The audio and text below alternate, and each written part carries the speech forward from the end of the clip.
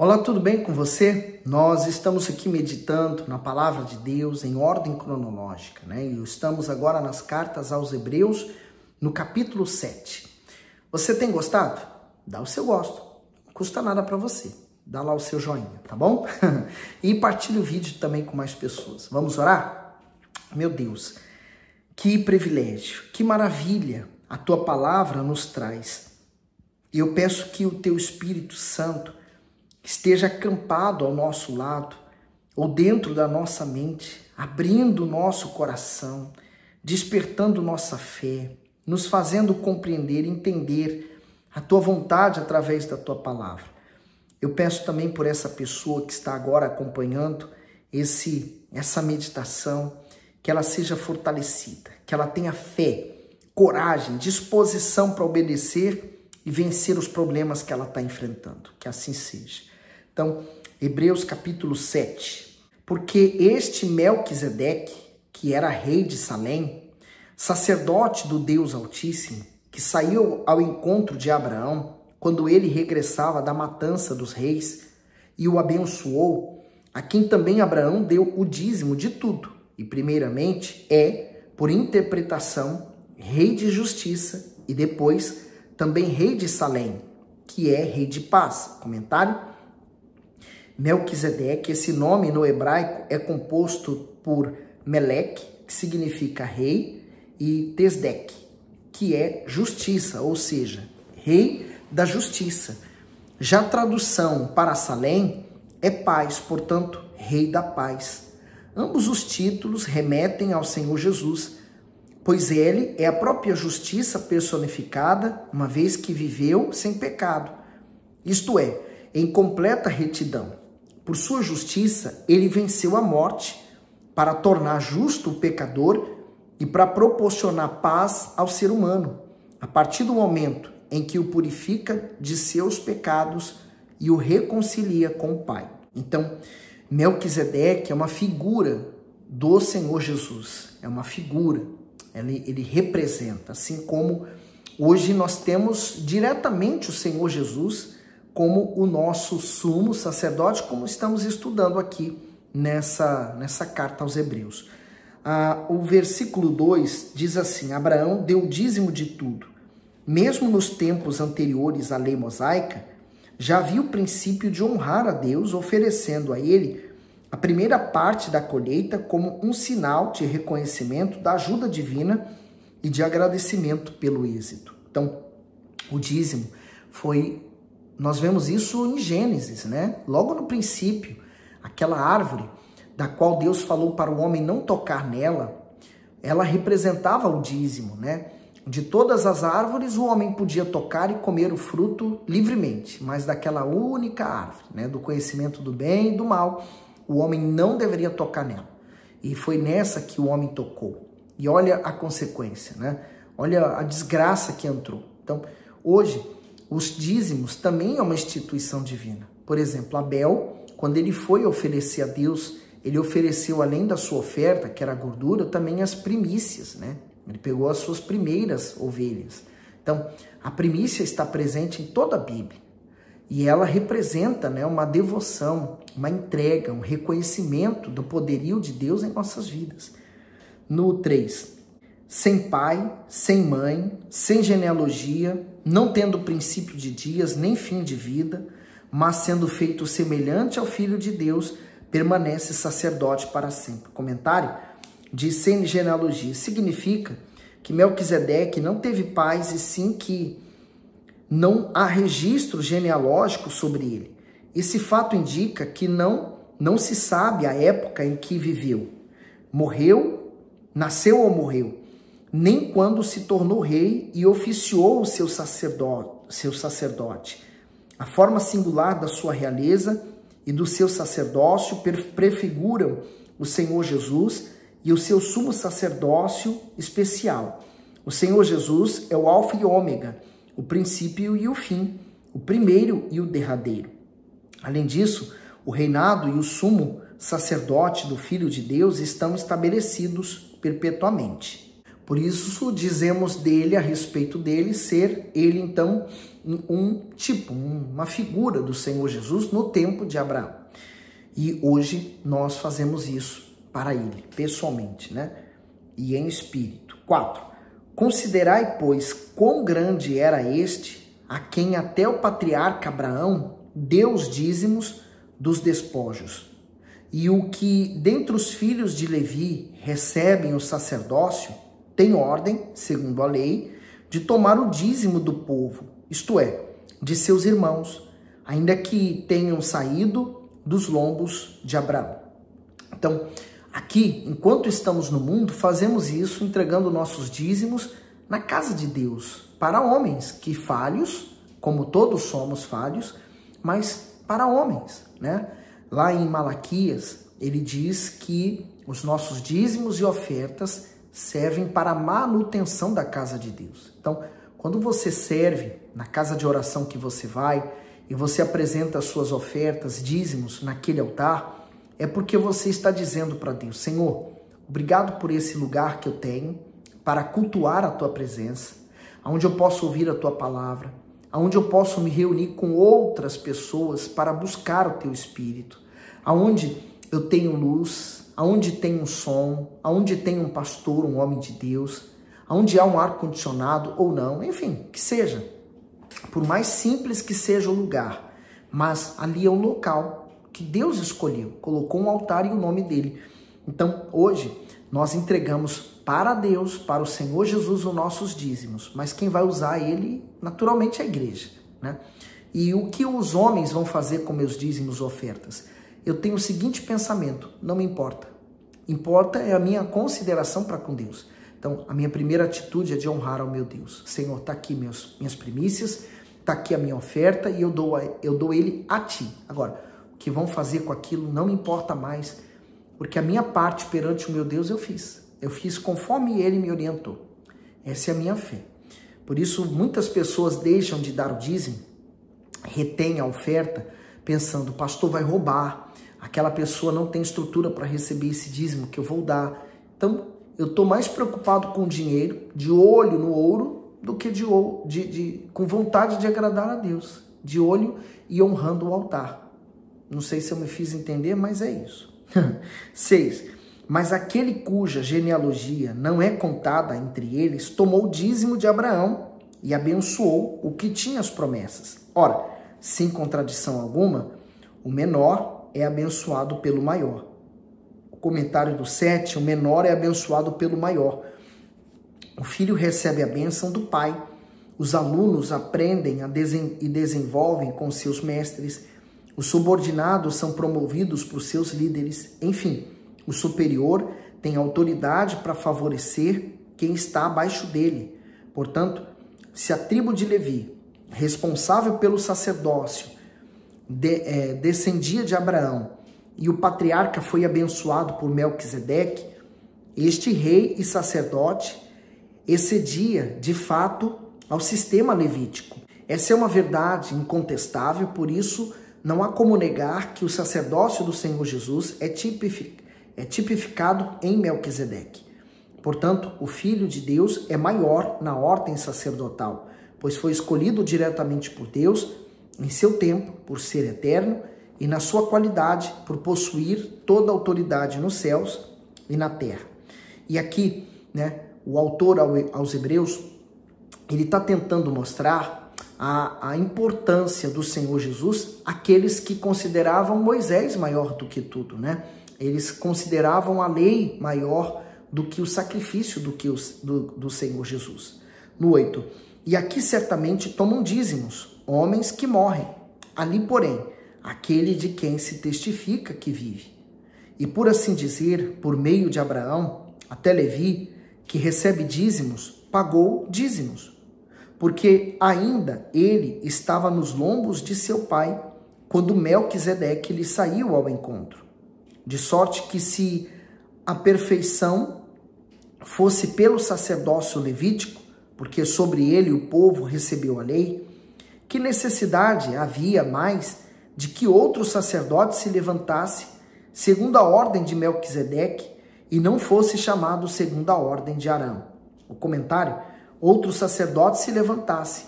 Se o sacrifício levítico fosse capaz de restaurar permanentemente o homem para lhe dar livre acesso a Deus, não haveria necessidade de ser substituído. Esse sacerdócio havia sido estabelecido de forma temporária até que o Senhor Jesus trouxesse uma nova ordem sacerdotal. Essa ordem é tão excelente e superior que proporciona a reconciliação entre a criatura e o Criador por meio do perdão dos pecados e da purificação da alma. O sacerdócio do Senhor Jesus instrui e guia o ser humano de forma perfeita, trabalha em sua consciência e o capacita, a fim de ser aprovado por Deus. Além disso, o liberta da prisão da culpa, do fardo do pecado e da dependência do sistema sacrificial que antes era exigido para ser salvo. No princípio, Deus queria que todos, de todas as tribos, servissem a Deus, não apenas a tribo de Levi, mas eles tiveram medo e eles recuaram quando Deus sugeriu isso. E eles disseram para Moisés: não, falas tu com ele e reporta a nós. E nós falaremos a ti e você reportará a Deus. Moisés se colocava na brecha pelo povo. Então, eu vejo exatamente isso hoje acontecer também, na nossa vida. Muitos pensam assim: o pastor é um homem de Deus. Deus fala com ele e Deus fala através dele. Mas eu sou apenas um ser humano igual a você. Deus pode falar com você ou através de você, como ele fala através de mim. Hoje o caminho para Deus está aberto. Nós não precisamos de um sumo sacerdote que entre no santuário para falar com Deus conosco. Todos nós temos acesso. O próprio Pai rasgou esse véu. E nós todos temos acesso. Não faça como aquele povo que rejeitou ter acesso a Deus. No 12, porque mudando-se o sacerdócio, necessariamente se faz também mudança da lei. Porque aquele de quem estas coisas se dizem pertence a outra tribo, da qual ninguém serviu ao altar, visto ser manifesto que nosso Senhor procedeu de Judá, e concernente a essa tribo nunca Moisés falou de sacerdócio. E muito mais manifesto é ainda, se a semelhança de Melquisedeque se levantar outro sacerdote, que não foi feito segundo a lei do mandamento carnal, mas segundo o poder da vida incorruptível. Então, como ele vem falando que o Senhor Jesus se tornou um sumo sacerdote, para aqueles hebreus não fazia sentido, sendo que ele era da tribo de Judá. Então, Paulo, muitas vezes ele falou que os próprios judeus entravam em guerra, em discussão sobre a genealogia. Mas qual a genealogia? Mas ele nasceu da tribo de Judá, então ele não tem como ser um sacerdote que possa pagar pelos nossos pecados. Então, entra em discussões que não levam a lugar nenhum e não traz nenhum benefício para a nossa fé. Assim também, muitas pessoas, por vezes, querem discutir religião, quer falar que você está numa religião, na sua igreja, ela é errada, que a dele que ele encontrou é a certa, o que ele abriu é a certa, sendo que nenhuma é a religião certa ou correta. A maior religião é você seguir Jesus, ser um cristão verdadeiro e autêntico. A placa da igreja não importa, seja ela uma A, B, C ou D, não importa. Importa que você seja um seguidor da palavra de Deus. Tudo que é acrescentado além de Jesus não vem de Deus. 17, porque ele assim testifica: tu és sacerdote eternamente segundo a ordem de Melquisedeque. Porque o precedente mandamento é abrogado por causa da sua fraqueza e inutilidade. Pois a lei nenhuma coisa aperfeiçoou, e desta sorte é introduzido uma melhor esperança pela qual chegamos a Deus. Comentário: uma melhor esperança. O sistema sacrificial e os rituais de purificação da lei não faziam a expiação de pecados de maneira perfeita. Prova disso é que precisavam ser repetidos exaustivamente. Além do mais, não eram suficientes, pois não tinham a capacidade de transformar o interior do ser humano e de torná-lo justo espiritual e moralmente diante de Deus. Logo, a lei era uma sombra da gloriosa redenção que viria por meio da obra do Senhor Jesus. o qual se sacrificaria pela humanidade. Por muitos anos, os profetas Isaías, Ezequiel e tantos outros anunciaram a grandiosidade do Messias e das suas dádivas. Eles ansiavam contemplar os dias do Filho de Deus na terra, enquanto a geração que o viu não precisou esperar mais. No entanto, mesmo depois de terem recebido o privilégio de experimentar a superioridade da nova aliança, muitos se voltaram para os rudimentos da lei. Podemos entender melhor isso com a ilustração do templo, em que o Salvador concedeu a honra para que todos entrassem no Santo dos Santos para obter comunhão pessoal com o Senhor. Porém, ao invés de permanecerem junto ao Altíssimo, alguns escolhiam continuar do lado de fora, no pátio, distante da honra que lhes havia sido dada. O sacrifício de animais, por fim, não agradava mais a Deus, porque o ser humano deixou de fazer aquilo de uma forma, no sentido de querer agradar a Deus e amar a Deus, mas como uma forma de escape. Bom, eu pequei mesmo, vou lá e sacrifico e acabou. Depois pecava de novo, voltava lá, sacrificava e acabou. Quer dizer, perdeu o sentido, né? Perdeu a essência. Fazia por fazer, mecanicamente, automaticamente. 20. E visto como não é sem prestar juramento, porque certamente aqueles sem juramento foram feitos sacerdotes, mas este com juramento, por aquele que lhe disse, jurou o Senhor e não se arrependerá, tu és sacerdote eternamente segundo a ordem de Melquisedeque. De tanto melhor aliança, Jesus foi feito fiador. O comentário: a melhor aliança se refere à nova aliança, que não está firmada sobre homens mortais e falhos, mas sim no Senhor Jesus, o mediador desse novo pacto. Ele foi o homem perfeito que cumpriu a lei e tornou possível a salvação de maneira simples, ou seja, sem a observância de numerosos rituais complexos da lei. Diante disso, viver sobre a nova aliança permite que o homem usufrua da preciosa herança de Deus, hoje e na eternidade. Para isso, ele colocou o seu Filho como fiador desse testamento. Em outras palavras, entre o Pai e os filhos está o Senhor Jesus, que é a confirmação e a garantia de que todas as promessas serão cumpridas. Jesus foi feito fiador, né? Então, quer dizer, se a promessa não se cumprir, então Jesus, ele vai cumprir. E realmente, Jesus cumpriu, morrendo em nosso lugar, pagando nossa conta e nos libertando. Está tudo certo, tudo pago. Tanto melhor aliança, aliança feita no sangue do Senhor Jesus. 23. E na verdade, aqueles foram feitos sacerdotes em grande número, porque pela morte foram impedidos de permanecer. Mas este, porque permanece eternamente, tem um sacerdócio perpétuo. Comentário 23 e 24. Impedidos de permanecer. Todos os pontos destacados nessa epístola pretendiam mostrar a superioridade da nova aliança e do sacerdócio imutável e eterno do Senhor Jesus. Enquanto o sacerdócio levítico era imperfeito e finito, por ser passado entre as gerações a partir de Arão, o sacerdócio do Senhor Jesus é perfeito e eterno. Ao contrário dos homens, ele não é limitado por circunstâncias momentâneas, por isso pode se compadecer e interceder e favorecer quem recorre a ele.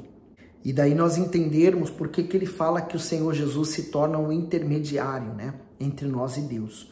25. Porque pode também salvar perfeitamente os que por ele se chegam a Deus, vivendo sempre para interceder por eles. Comentário: salvar perfeitamente. No Senhor Jesus encontramos plena justificação das nossas transgressões diante do Altíssimo. Portanto, o Filho de Deus pode livrar todos aqueles que chegam até ele do peso da culpa, do medo, do castigo e de todas as consequências devastadoras do pecado.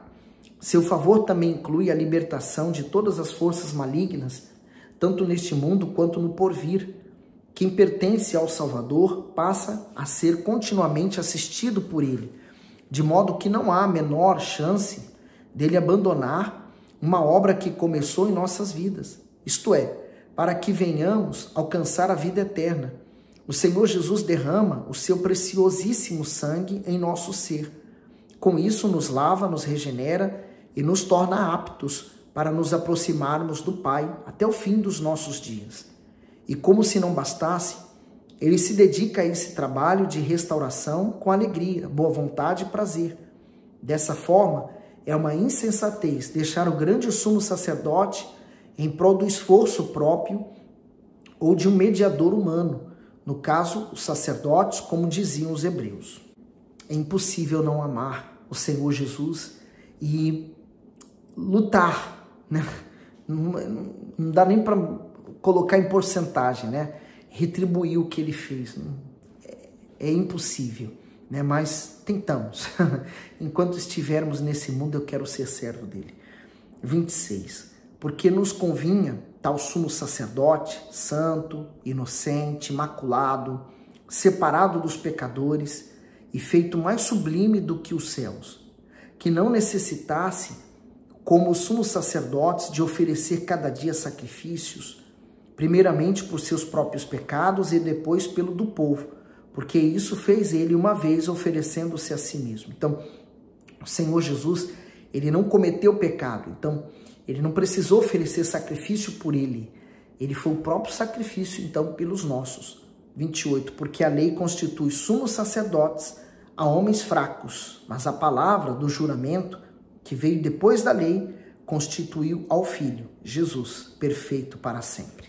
Por ele, para ele, tudo foi feito por meio dele. Nada do que existe não existiria se não fosse ele que tivesse feito. Deus está em tudo. Que você possa permanecer nele, porque sem Jesus, nada feito.